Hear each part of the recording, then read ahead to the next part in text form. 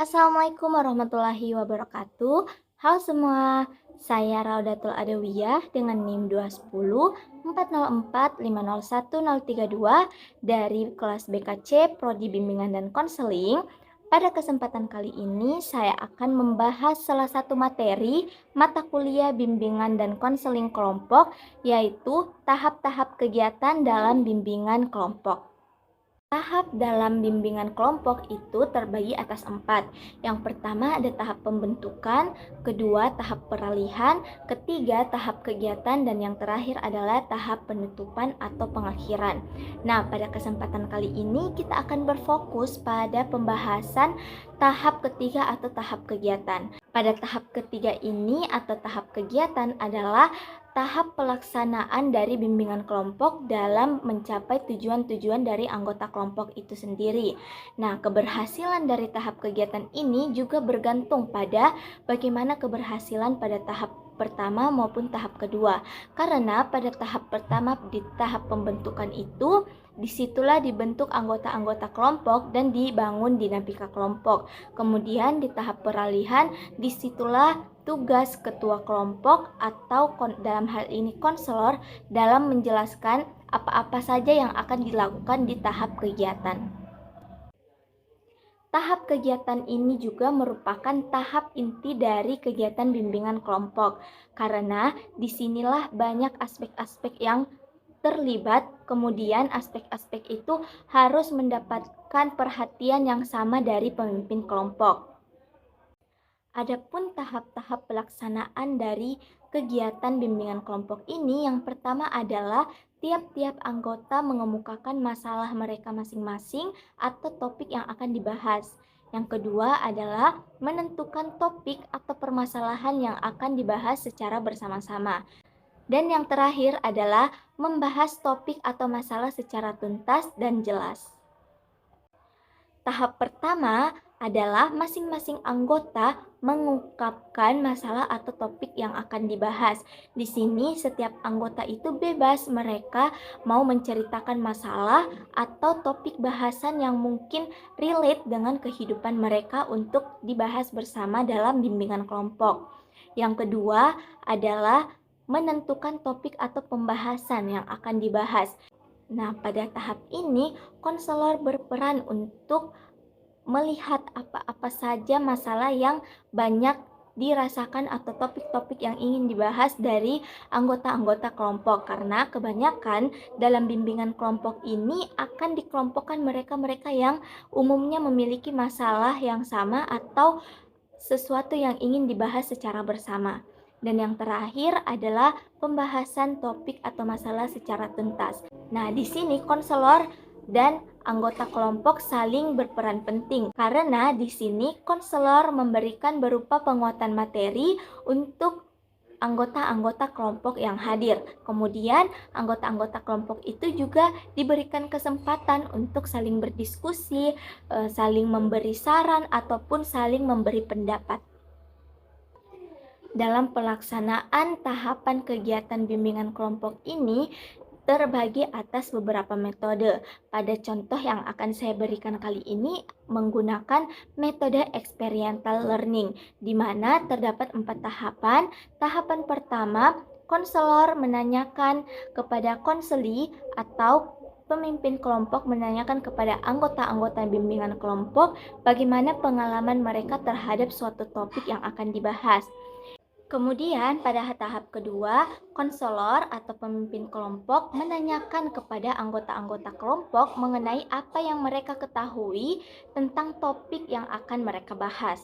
Dan tahap ketiga adalah konselor memberikan penguatan materi terkait topik yang mereka bahas pada saat itu. Tahap terakhir atau tahap keempat adalah konselor memberi kesempatan untuk anggota-anggota kelompok merencanakan atau membuat perencanaan terkait hal apa yang akan mereka lakukan ke depannya untuk meningkatkan kemandirian mereka terkait topik yang telah dibahas. Kita di sini akan menjelaskan materi tentang topiknya, Bang. Disiplin.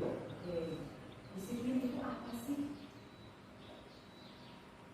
Disiplin merupakan suatu perilaku yang kita Perilaku yang tepat waktu.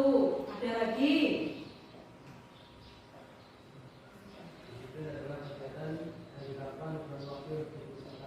Disiplin adalah kegiatan yang ditentukan dengan waktu yang sudah ditentukan. Disiplin itu berkaitan dengan peraturan tata tertib, di mana kita harus mematuhi. Akan melihat video, ya, di mana video ini nanti kalian amati, lalu kita nanti akan merefleksikan ke diri kita. Ya kan ada video ini nanti di tayangan berbeda, lalu kalian merefleksi ke pengalaman dirimu. Oh, saya ini juga sama nih kayak ini video ini. Oh, saya bahkan lebih parah nih dari video ini. Ya, nanti silakan kalian bercerita. Siap ya, nonton video ya. Kenapa? Telat. Sebenarnya tuh gak telat. Sekolahnya aja yang kebagian. Ya gak bisa gitu dong. Sekolah tuh buat aturan kita buat masuk pagi, biar kita tuh bisa menghargai waktu dan bagaimana kita bisa memanage waktu kita.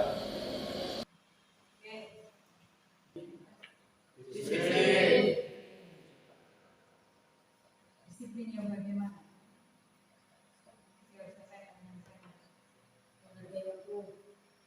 Untuk lebih menghargai waktu.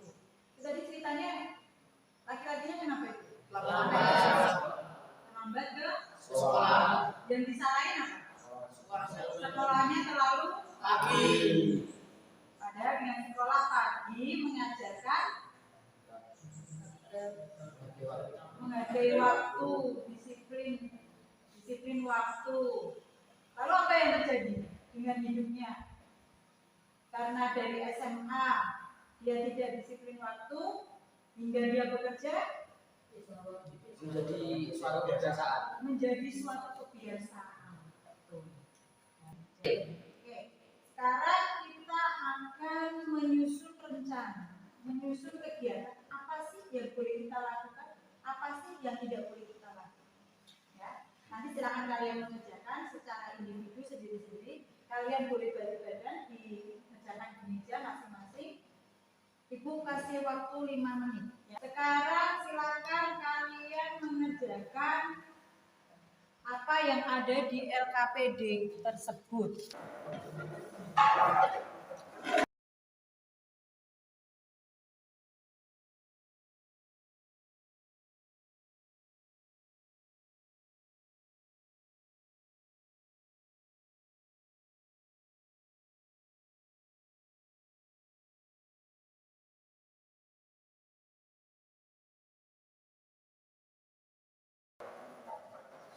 Semua silakan sekarang disampaikan.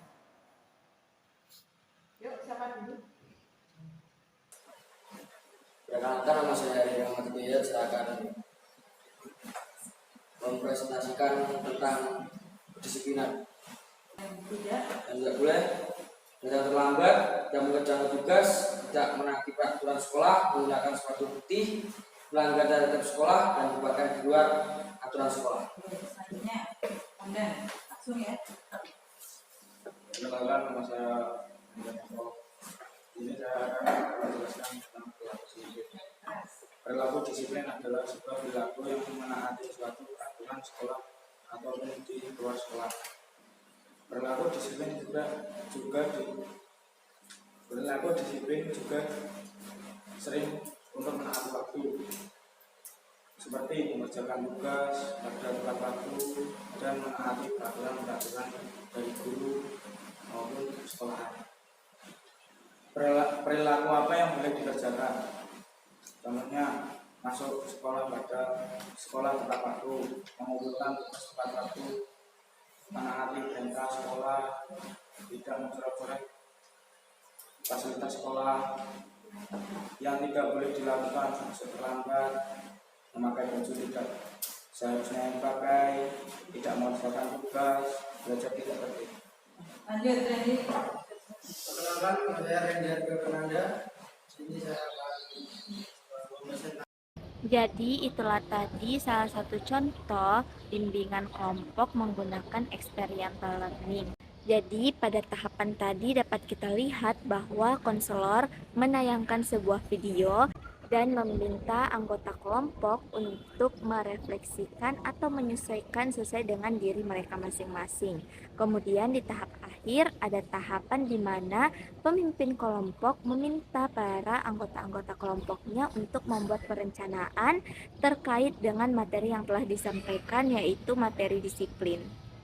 Itulah tadi video mengenai tahapan dalam kegiatan bimbingan kelompok. Semoga bermanfaat, kurang dan lebihnya mohon dimaafkan. Wassalamualaikum warahmatullahi wabarakatuh. Sampai jumpa.